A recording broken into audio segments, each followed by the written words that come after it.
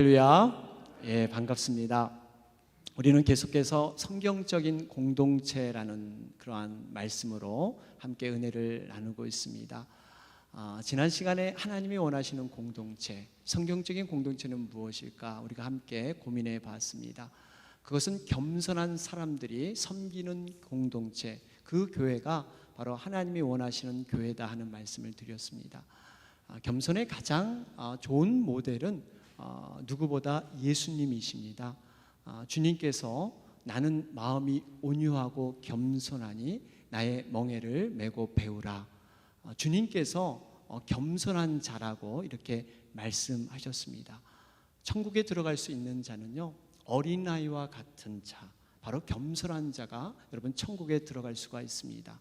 뿐만 아니라 여러분 천국에 가면 큰 자와 작은 자가 있는데 겸손한 자가 바로 큰 자가 될 것이다, 이렇게 주님께서 말씀하셨습니다.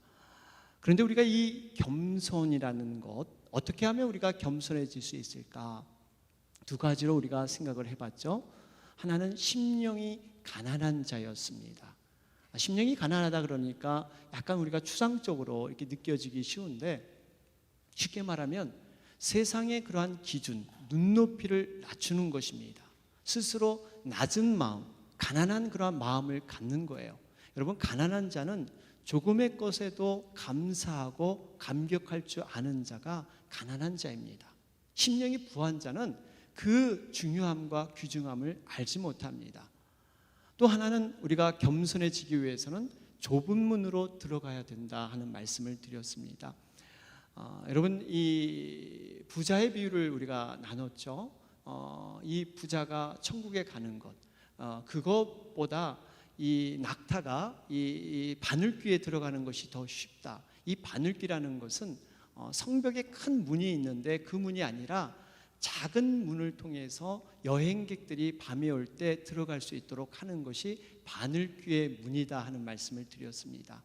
여행객들이 낙타를 타고 많은 짐을 싣고 왔지만 그 모든 짐을 내려놓고 이 다리를 굽히고 낙타가 겸손히 그 바늘길을 지나가는 것, 마치 이것이 천국문과 같다, 그렇게 말씀을 드렸죠. 그렇기 때문에 우리가 우리 인생의 모든 짐들이 내 것이 아니라 하나님의 것임을 인정하고 무릎 꿇고 낮은 마음으로 들어가는 자가 바로 천국에 들어갈 줄로 믿습니다.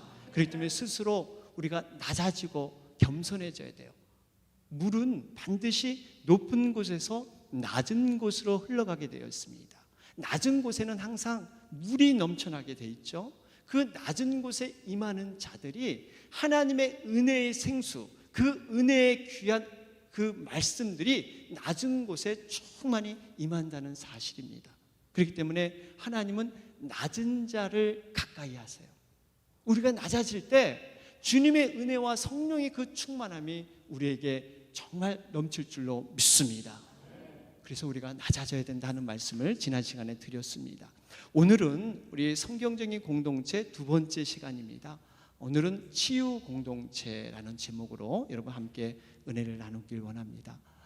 성경에서 교회를 통해서 우리에게 주시고자 하는 모델이 무엇일까? 우리가 생각해 볼 때 성경적인 모델은 가장 중요한 것은 영혼 구원하는 것, 전도와 선교하는 공동체입니다. 교회가 존재하는 이유는 영혼을 구원하는 것, 한 생명을 살리기 위해서 교회가 존재하고 있다 그래도 과언이 아닙니다. 하나님께서는 하나님의 하신 일을 교회에다 맡기시면서 교회를 통해서 이 죽어가는 영혼들을 구원하는 그 귀한 일을 우리에게 맡기셨습니다. 생명이 새롭게 살아나는 것, 이것만큼 시급한 게 없어요. 사람이 아프고 병든 것도 물론 고치는 것도 중요하지만 우리가 생명을 살리는 것은 너무너무 중요합니다. 그런데 이 생명이 살려지는 것도 우리에게 중요하고, 또 한 가지는 이 생명이 자라고 성장해야 된다는 사실입니다. 예수님께서 이 땅에 오신 목적을 설명하실 때 내가 이 땅에 온 것은 생명을 얻게 하고 더 풍성히 누리게 하기 위해서 이 땅에 오셨다고 우리에게 말씀하셨습니다. 여러분, 생명이 얻어져서 풍성히 되기 위해선 한 가지 과정이 필요해요. 그것이 바로 치유라는 것입니다. 생명이 얻은 자는 치유가 돼야 회복이 되고 그 회복을 통해서 성장과 풍성함을 누릴 수 있게 되는 것입니다. 여러분, 치유가 무엇입니까? 쉽게 말해서 우리가 아픈 사람이 정말 병에서 아프지 않게 되는 것. 우리의 인생이 많은 사람으로 상처받고 소외받은 심령들이 정말 그 모든 것들이 회복되고 다시 하나님의 아름다운 모습으로 다시 돌아가는 것, 바로 이것이 여러분 치유의 과정이다, 이렇게 볼 수가 있습니다. 그래서 교회는요, 치유하는 곳이에요.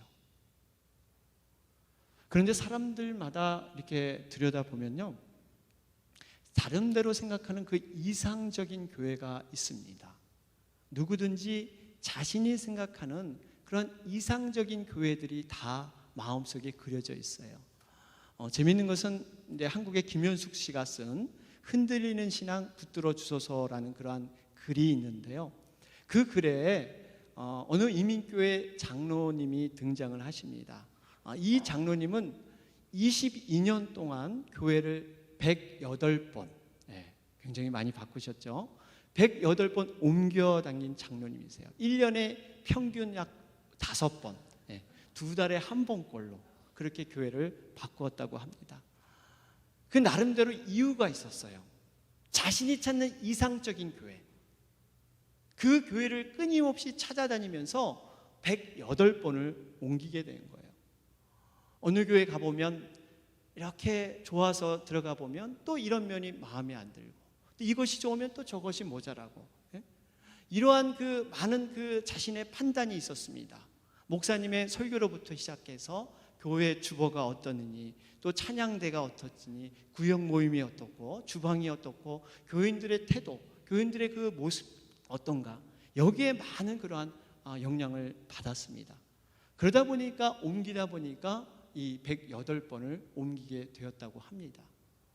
여러분, 이것을 볼 때 우리가 간접 경험을 통해서 깨닫는 것은요, 이 세상에 존재하는 지상교회, 이 세상에 존재하는 이 땅의 교회들은 자신이 생각하는 완전한 교회가 없다는 것을 우리는 이 장로님을 통해서 깨닫게 됩니다. 흔히들 여러분들 사람들이 이상적인 교회라고 하면 어떤 것을 여러분 상상을 하십니까?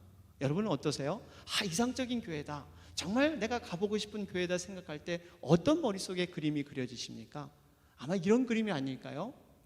정말 이 땅에서 이 천국과 같은 성인 군자와 같은 분들이 거룩하게 아주 사랑이 충만해서 인격이 완벽해서 모든 것을 그냥 다 감싸주고 정말 이렇게 가도 마음을 편안히 해주고 그러한 교회, 여러분 이런 곳이 아마 이상적인 교회라고 여러분 아마 생각을 하실 것입니다. 그런데 중요한 것은요, 하나님도 과연 이런 교회를 이상적인 교회라고 생각하고 있을까? 우리가 하나님의 시야를 통해서 교회를 생각해 보는 것이 무척 중요합니다. 하나님은 어떻게 생각하실까요? 분명히 예수님께서 죄인들이 모인 곳, 분명히 예수님이 이 땅에 오신 이유가 나는 의인을 부르러 온 것이 아니라 죄인을 부르러 왔다. 쉽게 말하면 죄인을 모으기 위해서 예수님이 이 땅에 오신 거예요. 죄인을 만나기 위해서 이 땅에 오신 것입니다. 교회는 에클레시아라 그러죠. 에클레시아라는 뜻은 세상에서 선택받은 자들이 모이는 모임, 바로 이것이 교회입니다. 다시 말하면 세상에서 선택받은 자들이 모여서 천국 시민으로 훈련받고 만들어지는 곳이 교회예요. 이스라엘 백성이 비록 출애굽을 통해서 그들이 하나님의 선택을 받았지만 광야라는 그런 훈련소, 광야라는 곳에서 그들의 인격이 다듬어지고 믿음이 연단되고 하나님의 그 천국에 들어가는 가나안 땅에 들어가기까지 광야라는 곳을 거쳐서 그들이 훈련받았던 것처럼 교회는 바로 그런 곳이라는 것을 우리는 하나님의 시야를 통해서 깨닫게 됩니다. 이런 의미에서 교회는 결코 완성된 천국이 아닙니다. 진행 중에 있는, 만들어져 가고 있는 그러한 천국이다, 이렇게 볼 수가 있어요. 더 나아가서 이렇게 표현할 수 있습니다. 교회는 영적인 병원이에요. 병원입니다. 병원. 그것도 좋은 시설을 갖춘 종합병원이 아니에요. 여러분 영화 같은 데 보시면 야전병원 아세요? 전쟁하면서 치르면서 이 야전병원, 이 야전병원 같은 것이 여러분 교회다, 이렇게 표현할 수가 있습니다. 야전병원은요, 안락한 그런 침대가 많지 않습니다.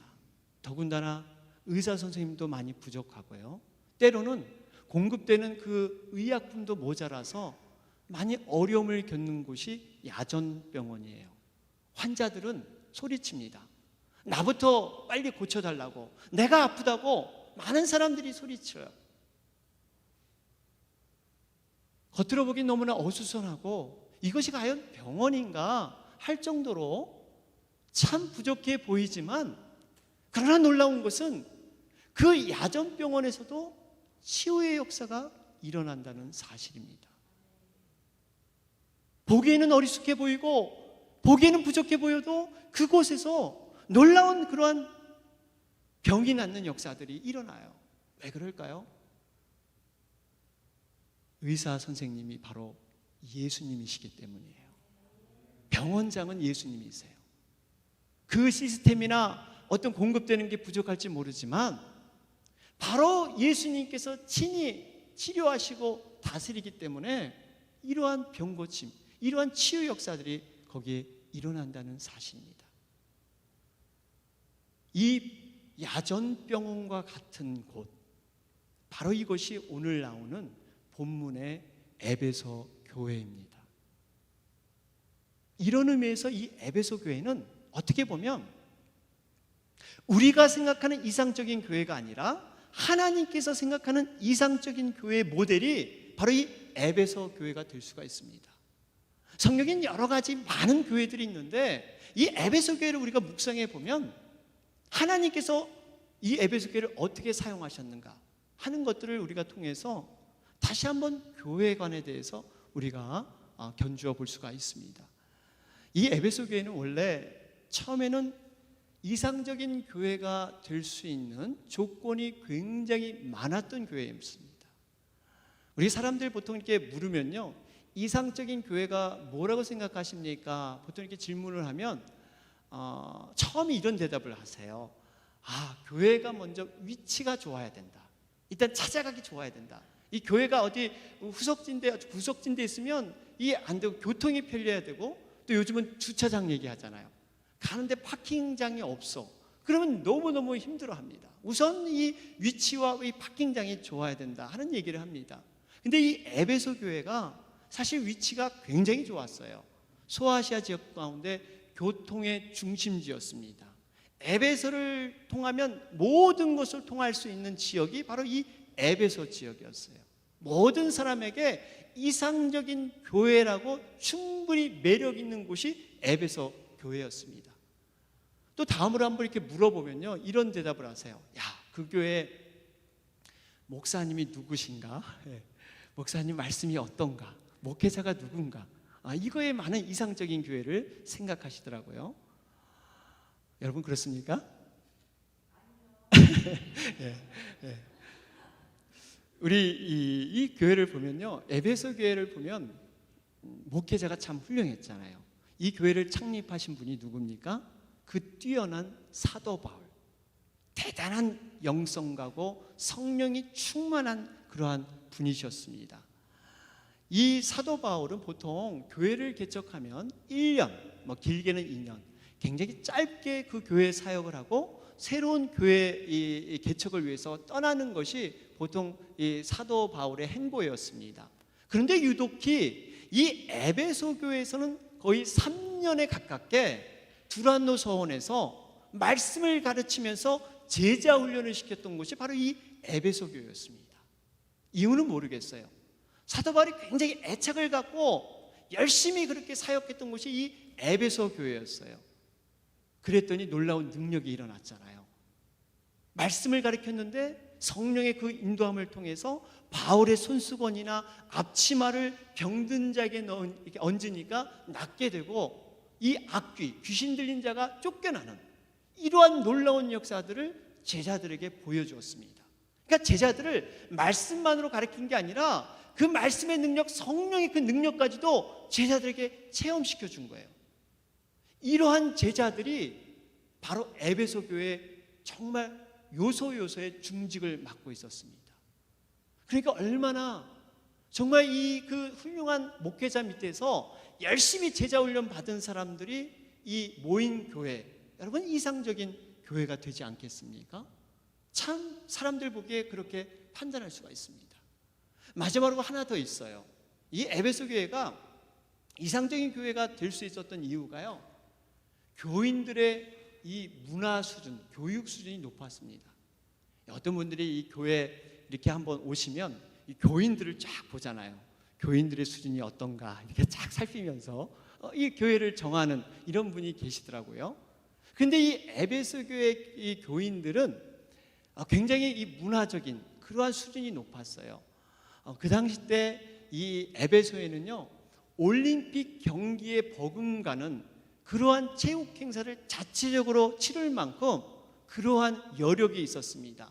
더군다나 그 당시 로마가 이 그 정복하는 그러한 나라였죠. 그래서 다른 도시마다 로마 군대를 파견해서 총독부를 건설하고 이 통치하는 이런 일이 당연했었는데, 에베소만은 유독히 로마 군대가 주둔하지 않았어요. 굉장히 그래서 이 자존심이 강했습니다.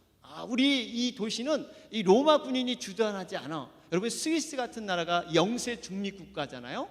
전혀 외세 침입을 받지 않았다 그래서 굉장히 이 자존심이 높습니다. 바로 에베소 교인도 마찬가지였어요. 더군다나 세계 이 7대 불가사의 중에 하나인 다이아나 신전이 이 에베소에 있었습니다. 문명으로 우리가 이러한 문명을 가지고 있어. 이런 문화적으로 교육적으로 이들은 굉장히 이 프라우드가 많았던 그러한 사람들이 이 에베소 교회였어요.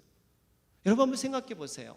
위치 좋았죠. 더군다나 아주 훌륭한 이 목회자가 창립을 해서 3년 동안 제자 훈련을 열심히 시켜서 정말 일꾼들이 많았습니다.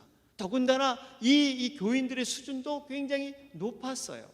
충분히 이상적인 교회, 우리가 상상하는 그런 이상적인 교회의 요건들을 다 갖춘 교회가 바로 이 에베소 교회였습니다. 그런데 오늘 본문을 보니까 우리가 생각하는 그 교회, 이상적인 교회, 기대했던 그 교회와는 너무나 다른 모습이 기록되어 있습니다. 오늘 25절 말씀을 볼까요? 오늘 25절 말씀을 보니까 거기에 기록되기를 그런즉 거짓을 버리고 각각 그 이웃으로 참된 것을 말하라 그래요. 여러분 이게 무슨 의미입니까? 지금 교인에게 하는 얘기예요. 에베소 교인을 향해서 바울이 지금 권면하고 있는데, 당신들 거짓을 버리고 참된 것을 말하라. 쉽게 말하면 그 교인들이 거짓을 지금 하고 있다는 거예요. 거짓말쟁이가 많다는 얘기입니다. 또 26절에 보니까 분을 내어도 죄를 짓지 말라 그래요. 이 에베소 교인 가운데는 분내는 사람이 많았습니다. 혈기 부리는 사람이 많았어요. 28절에 더욱 심한 질책이 나오죠. 28절에 보니까 도둑질하는 자는 다시 도둑질하지 말라.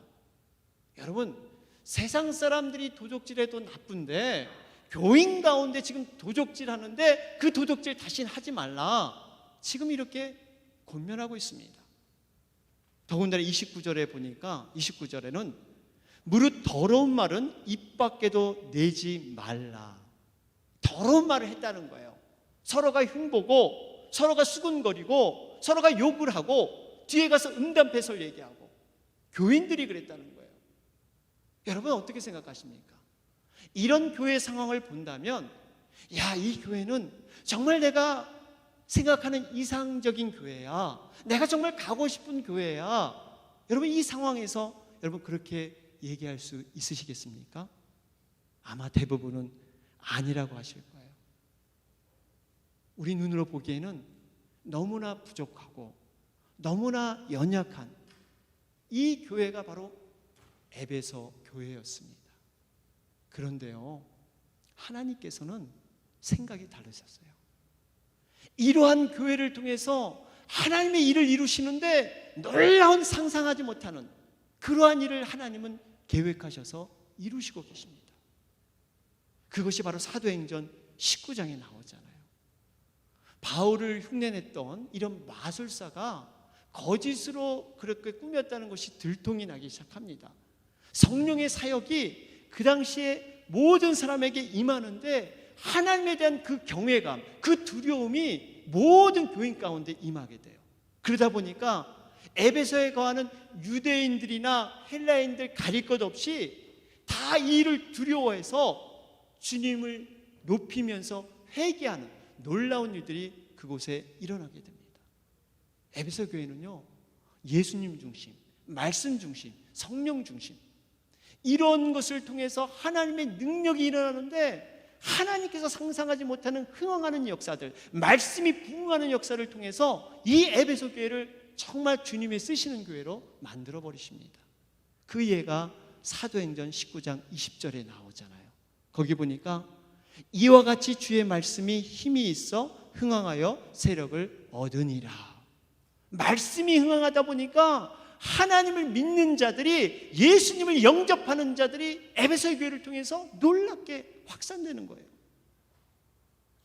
사랑하는 여러분, 교회는 어떤 곳일까요? 교회는 결코 완성된 천국이 아닙니다. 하나님이 생각하는 교회는 병원과 같은 곳입니다. 이 지상에는 완전한 교회가 없습니다. 오히려 예수님께서 죄인들과 세리들과 창기들과 함께 그 연약한 인생들을 모아서 치료하면서 그들에게 하나님 백성으로 변화시키는 것, 바로 이곳이 교회인 것을 여러분 믿으시기 바랍니다. 그렇기 때문에 우리가 먼저 해야 할 일이 있습니다. 제일 먼저 해야 할 일은요, 우리의 인식 전환, 사고의 변화가 먼저 이루어져야 된다는 사실입니다. 우리의 생각이 바뀌어야 돼요. 교회는 결코 완성된 천국이 아니라 영적인 병원. 그렇기 때문에 교회에 교만한 사람도 있을 것이고요, 혈기 부린 사람도 있을 것이고, 술 먹는 사람, 담배 피는 사람, 노름 중독된 사람들이 교회에 있을 수가 있습니다. 이러한 사람들이 예수님의 사랑으로 치료돼서 정말 하나님의 형상으로 만들어지는 것이 바로 교회예요. 우리가 깨달아야 할 것이 뭘까요? 그렇기 때문에 교회에서 부족한 사람을 볼 때 놀라지 말아야 돼요. 당연한 것이다. 왜냐하면 교회 자체가 이 아픈 사람들, 병든 사람이 모이기 때문에. 여러분, 병원에 가면 아픈 분들이 많이 있잖아요. 자기가 아프다고 소리치고 굉장히 괴로워합니다. 여러분, 병원에 갔는데 그런 분들 보고 저분들 이상해, 왜 저럴까? 여러분, 대응합니까? 병원이니까 당연히 그걸 받아주는 거예요. 아픈 곳이 오는 곳이 병원이니까. 제가 이런 경험이 있습니다. 예전에 사역할 때 정말 금실 좋은 한 집사 부부가 계셨어요. 그런데 아주 교회일도 열심히 하고 기도도 많이 하시는 그런 가정이었는데, 우리 여자 집사님이 갑자기 이 장이 아프시더니 그 진단을 받았는데 장에 문제가 생겨서 장 수술을 받게 되었습니다. 근데 여러분, 장 수술을 받고 근데 이렇게 입원하게 되면 이 장의 수술을 받으면 여러분, 그 장이 제대로 워킹 된다는 것을 어떻게, 무슨 사인으로 알 수 있습니까? 네, 그렇죠. 잘 아시네요. 방귀입니다. 방귀. 예. 방귀가 나와야 이게 장이 제대로 워킹 되는데 방귀가 안 나오는 거예요. 이게 시간이 너무 지나니까 이게 이제 기도 제목이 된 거예요. 이 남편분이 굉장히 불안해합니다. 방귀가 나와야 되는데 방귀가 안 나오는 거예요. 그래서 이제 교인들과 함께 신방을 이렇게 갔는데, 신방 도중에 방귀가 뿡 하고 나오는 거예요. 누가 가장 기뻐했겠어요? 남편. 네, 그렇죠. 남편이 너무너무 기뻐하는 거예요. 그리고 그 교인들이 방구 나왔는데 할렐루야 박수치면서 좋아하는 거예요. 여러분 왜 그래요? 병원이니까. 이 방귀가 뭔데 왜 이렇게 사람들이 즐거워하고 왜 기뻐할까요? 만약에 예배 보고 있는데, 그것도 장례 예배를 보고 있는데 방귀를 뿡 꼈다고 생각해 보세요. 여러분 똑같은 상황인데 거기서 방귀를 뿡 꼈다 생각해 보세요. 냄새가 확 납니다. 거기선 이해가 되질 않아. 그런데 병원이니까 이해가 되고 오히려 그것을 축하해주고 환영해주고 기뻐해주는 거예요. 병원이니까. 여러분 교회는 병원입니다. 우리들이 이 장이 아직 회복되지 않아서 우리 안에 독소들이 있을 수 있어요. 이 가스가 찰 수 있어요. 이것이 나오는데 그러한 냄새와 불편함을 줄 수가 있습니다. 우리들이 지금까지 살아왔던 영적인 마비 증세가 이것이 자기도 모르게 나타나서 다른 사람에게 불편을 줄 수도 있어요. 그러나 그것이 치료의 과정이고 회복의 과정이라면 우리가 그것을 인내하면서 우리가 사랑으로 그것을 기다려줄 수 있는 것입니다. 에베소서 4장 16절 말씀을 보면 거기에 기록되기를 그에게 온몸이 각 마디를 통하여 도움을 입음으로 연락하고 상합하여 각 지체의 분량대로 역사하여 그 몸을 자라게 하며 사랑 안에서 스스로 세우느니라. 여러분 이 모습을 보면 교회가 어떻게 세워지는가를 자세하게 설명하고 있습니다. 온몸이 각 마디를 통해서 도움을 입게 되었어요. 우리는 연약하고 부족한 존재지만 서로 이렇게 떠받치는 버팀목 있잖아요. 우리 혼자서는 못 서지만 서로 이렇게 받쳐주며 설 수가 있습니다.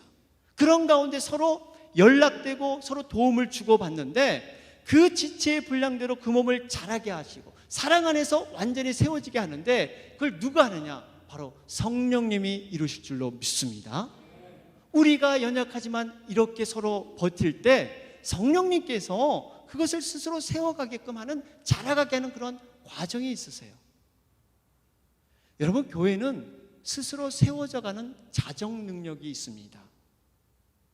우리가 바닷물이 오염되지 않는 이유가 무엇입니까? 밀물과 썰물이 있기 때문이에요. 똑같은 상황에서 강은 오염될 수 있습니다. 그런데 바닷물은 오염되지 않아요. 스스로 이 밀물과 썰물을 통해서 깨끗이 하는 그 능력이 바닷물에 있는 거예요. 교회도 마찬가지예요. 교회는 하나님이 주인이 되시고 예수님께서 피로 값주고 사신 것이기 때문에 이 교회는 스스로 깨끗해지고 스스로 하나님 앞에 정화되는 그러한 능력이 있는 줄 믿습니다. 그래서 제가 요즘 깨닫는 것이 있습니다. 목회는 절대 제가 하는 것이 아니라 하나님이 하신다. 성령님이 이끄신다. 우리 인간이 뭘 앞서서 걱정해서는 필요 없고 하나님께서 이루시고 모든 걸 그냥 올려드리면, 모든 상황을 올려드리면 하나님께서 하신다는 것을 요즘 깨닫게 됩니다. 우리들은요 이렇게 부족하고 연약하지만 자라나고 있는 그런 과정에 있습니다. 여러분들이 운전을 하시다가 이 도로가 꽉 막히는 교통체증에 걸려보세요. 처음에 짜증이 납니다. 왜 이것이 막힐까? 그런데 조금 지나다 보니까 공사 중, 통행에 불편을 드려서 죄송합니다. 이 공사 중이란 말을 딱 봤을 때 비로소 이해가 됩니다. 그래, 지금 공사 중이니까 이것이 지금 이렇게 불편을 주지만 이곳이 만약에 공사돼서 넓은 도로가 생기면 그때는 편안하게 가겠지. 그러면서 여러분들이 이해하고 그것을 참아낼 수 있는 그러한 마음이 생기는 거예요. 여러분, 아무쪼록 정말 우리의 인식이 변화되고 다시 한번 교회는 병원이라는 이 사실, 이 병원에서 모든 분들이 치료되는 그 과정, 그러한 인내를 우리가 바라볼 때 하나님의 영광이 교회를 통해서 더욱더 드러날 줄로 믿습니다. 우리들이 해야 할 일이 뭘까요? 그러면 바로 세상 사람들이 병든 그 심각한 병이 뭔지 모르고 사는 사람들에게 그 병을 알려주고 우리가 그 병의 심각성을 통해서 병원으로 초청하는 거예요. 그래서 치유받게 하는 겁니다. 물론 그 치유하시는 분은 예수님, 명의 중에 명의, 모든 병을 고치시고 인생의 모든 문제를 해결하신 그 예수님을 만나게 하는 것, 바로 이것이 우리의 사역이 되어야 될 줄로 믿습니다. 우리가 이러한 좋은 병원을 세우기 위해서 우리는 그럼 어떻게 해야 될까요? 우리가 해야 될 일이 있습니다. 우리가 이 병원의 분위기를 치료받기 좋은 분위기로 우리가 만들어 가야 됩니다. 그것은 가족적인 분위기예요. 여러분, 병원 가보세요. 병원에 의사 선생님 무섭고 간호사 무서우면요, 아무리 명의라 그래도 벌써 마음이 쫄려요. 갈 마음이 없어요. 여러분, 이 치료하는 분위기, 이 가족적인 분위기, 여러분, 가정이 뭡니까? 가정은요, 긴장할 필요가 없습니다. 실수와 허물이 용납되는 거예요. 제가 집에서 속옷 입고 다녀도 누가 뭐라 할 사람 하나도 없어요. 제가 여기서 속옷 입으면 난리 나죠. 가정은 그런 곳이에요. 편안한 곳입니다. 우리가 치료의 역사는 긍정적인 분위기, 이러한 분위기에서 여러분 일어나는 것이지 부정적인 분위기에서는 일어나지 않습니다. 오늘 본문의 말씀을 봐도 바울이 권면의 말을 하는데 하지 말라 하는 말에 이어서 무엇을 하라라는 말을 반드시 집어넣습니다. 오늘 본문을 보세요. 뭘 하지 말라 그러고 뭘 하라라는 얘기를 반드시 집어넣었어요. 오늘 본문 29절 말씀을 한번 볼까요? 한번 다 같이 한번 읽어보겠습니다. 화면 보시고요. 시작. 무릇 더러운 말은 너희 입 밖에도 내지 말고 오직 덕을 세우는데 소용되는 대로 선한 말을 하여 듣는 자들에게 은혜를 끼치게 하라. 여기 보니까 입 밖에 내지 말고 입만 딱 막고 있지 말고 여기 보니까 선한 말을, 적극적으로 선한 말을 많이 해라. 은혜 끼치게 선한 말을 많이 하라. 그러니까 하지 말라는 걸 끝이는 게 아니라 하라라는 말로 마무리하고 있습니다. 왜 그랬을까요? 긍정적인, 정말 긍정적인 생각을 주기 위해서 바울은 이렇게 했던 거예요. 사람은요, 하지 말라고 하면 더하는 속성이 있습니다. 여러분 그렇죠? 우리 학창 시절에 다 경험해 봤잖아요.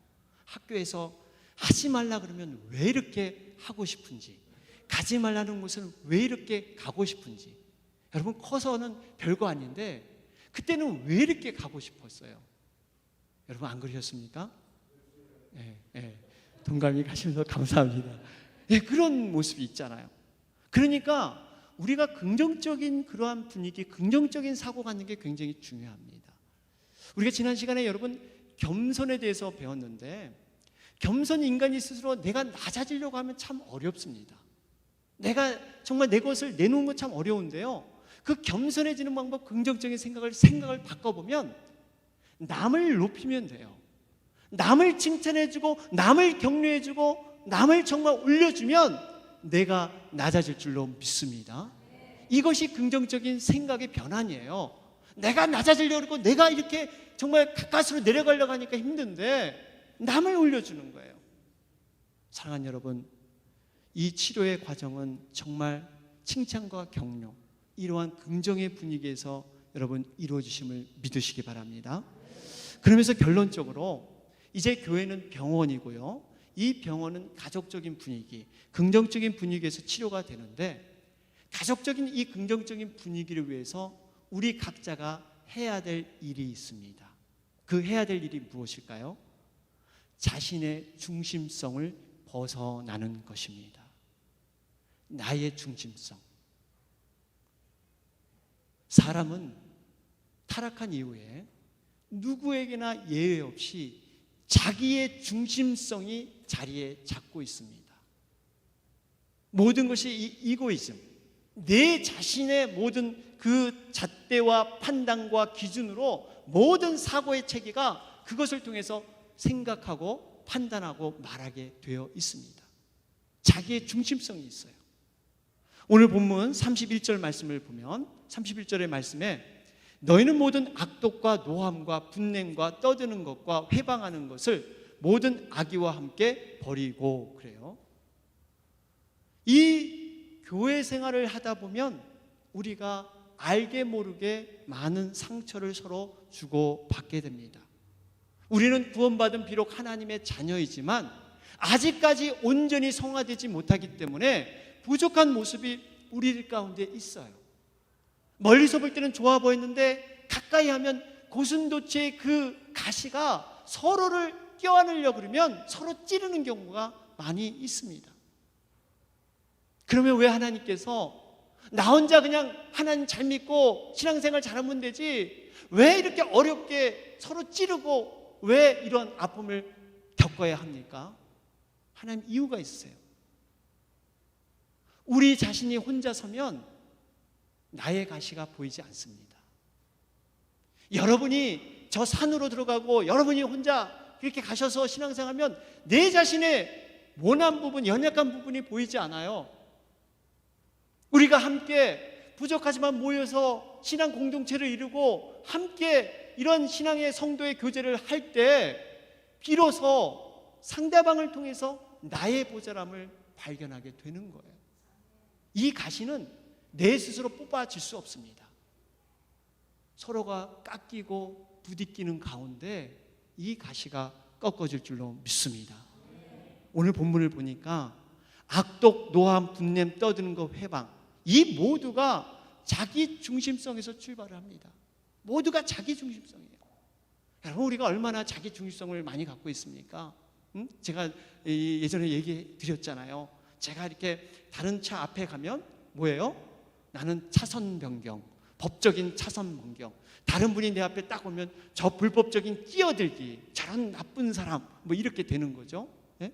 우리 그 어떤 딸이 있는데, 예? 이 딸이 말이 굉장히 많습니다. 말이 굉장히 많으면 아유 뭐 이렇게 수다스럽고 이렇게 말이 많어. 그런데 내 딸이 말이 많으면 어떻습니까? 야, 부침성 있다. 야, 얘는 인간관계 잘할 거야. 뭐 이렇게 우리 해석하잖아요.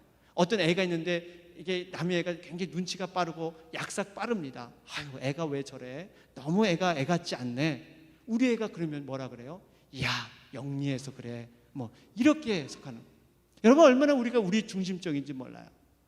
그렇기 때문에 우리가 철저히 내 중심성을 인정해야 됩니다.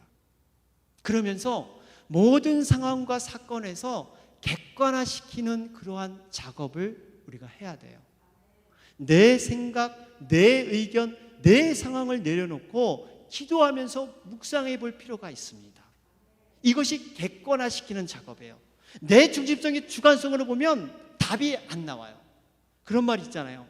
남의 신발을 신어보기 전까지 남에게 함부로 말하지 말라. 의미 있는 얘기예요. 남의 신발을 신어보기 전까지 함부로 얘기하지 말라. 충분히 그 사람의 이 상황, 그 사람의 그런 생각들을 우리가 충분히 고려하고 기도하는 가운데 우리가 하나님 앞에 나가는 거예요.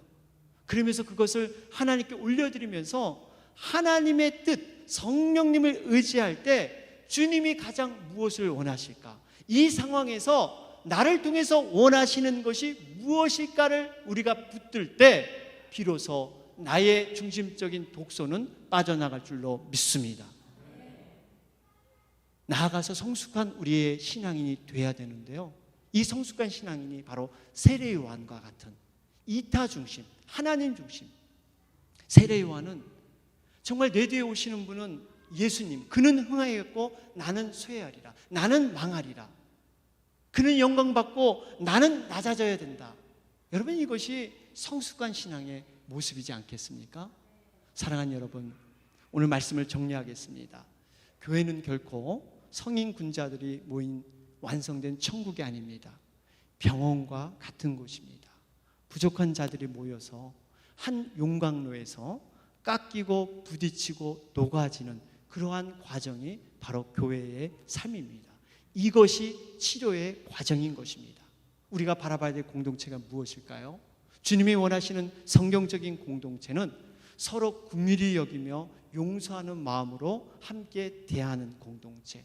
오늘 본문 32절의 결론의 말씀입니다. 우리 함께 읽고 마치겠습니다. 32절 같이 읽을까요? 시작. 서로 인자하게 하며 불쌍히 여기며 서로 용서하기를 하나님이 그리스도 안에서 너희를 용서하신 것과 같이 하라. 아멘.